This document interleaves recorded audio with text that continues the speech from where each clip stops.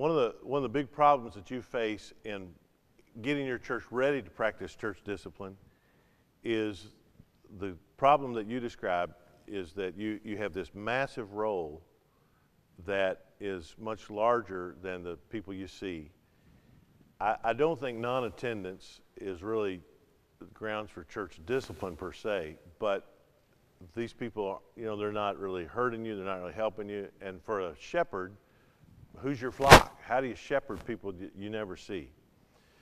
So I will give to you, and in the course, I will have on the Moodle site a program that I came up with. Adrian Rogers suggested it to me, but he had never done it. He gave me the idea, and I actually did it. There's a way you can have what I call a role adjustment. And you lead your church to do this to sort of get your role in order. And basically, in a nutshell, what you do is you ask everybody that's on your roll a simple question. You send them a letter explaining that we're wanting to update our role, and we want everybody who wants to be a member to be a member. But here's what we think membership means. And, membership means that you're committed to the church in attendance, in giving, in service. You spell out what you think church membership means, what it ought to look like. And we want everybody who's a member at Podunk Baptist Church to be a member in every sense of the word, that you're being fed the word, you're serving, you're giving, you're part of our mission. And we certainly understand that there are people with physical difficulties and shut-ins, and so if someone cannot attend, we want to know that so we can minister to them. And then basically you include a card in there that says, yes, I want to be a member of Podunk Baptist Church, and I will support the church through my attendance, my giving, and my service. And then another box that says, no, I no longer wish to be a member of Podunk Baptist Church. And you have a big day, a harvest day or whatever. You say, okay, on March the 1st, I tell you, always, the fall of the year is a great time to do it. Like the first Sunday of November now is Time Change Sunday. You get a natural lift on that. That's a great Sunday to do it. And you say, okay, all right, the first Sunday of November, we're all going to bring our commitment cards and reaffirm our commitment to membership. If you can't attend on that day, please send your card back in, or if you no longer wish to be a member, send your card back in and let us know that. And so basically, nothing happens to anybody that they do not want to happen to them, right? No one is being kicked off the roll. If they are removed from the roll, they're asking to be removed from the roll. Now, if they say, I don't want to be a member, then you put them on your prospect list and still follow up with them, visit them. If you find out they're going to another church, okay, don't worry about it.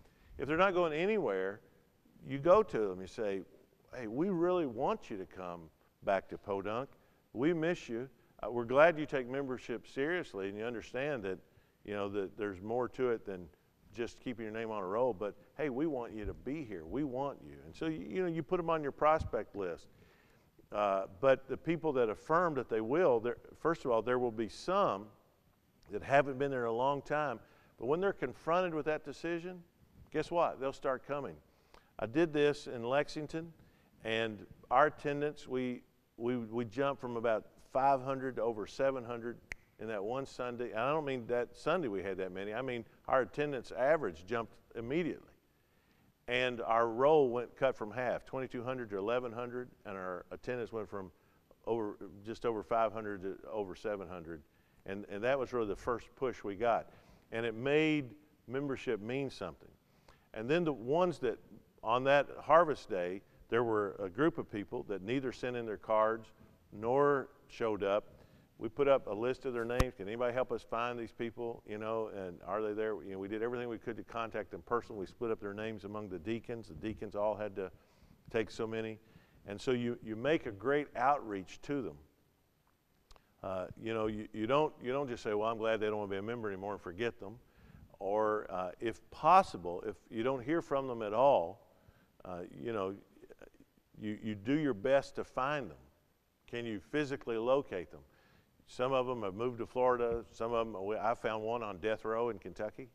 And I mean, we had members really literally all over the place. And a lot of them are dead. We didn't know about it. It really helped us update our roles, know where people are, and it helped me as a shepherd know whom I am responsible for. We've done it here at Buck Run as well, and probably need to do it again. You probably need to do it about every 4 to 5 years. And again, just ask people, do you still want to be a member? But that just sort of makes people think through the whole membership process, and you really can't get offended by it, because you get to decide if you want to be a member or not. And frankly, will there be some who'll say yes and send it in and still not come? Yeah, okay. Bug them to death. You just bug them to death.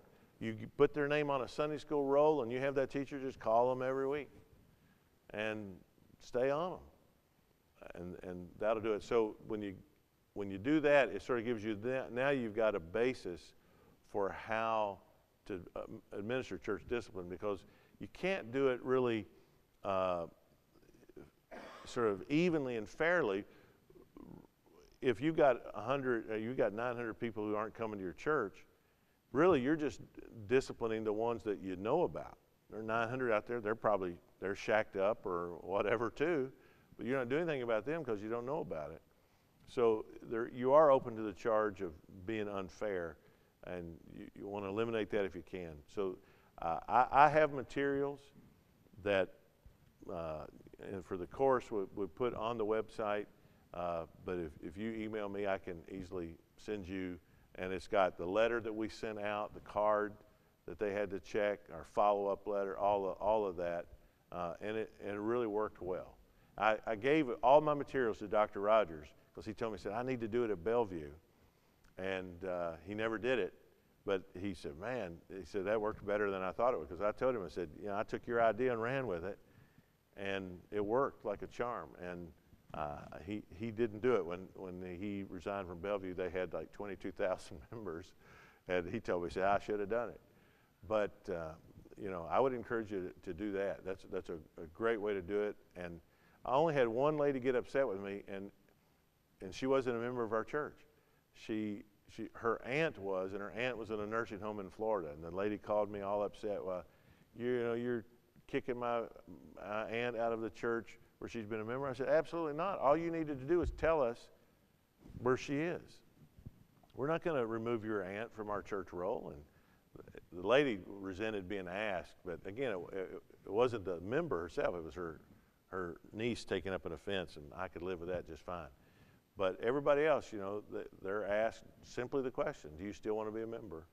And they either have to affirm it or they can tell you no. And if you don't hear from them, then you stay after it. I will tell you, don't get into a tug of war with some old crank in your church who's always there, but they're just not going to sign that stinking card. Okay, keep them on the roll. I mean, don't make it about forcing them to sign the card. If you see them and they participate, you keep them. Don't make it about signing the card, and you'll be fine. Okay.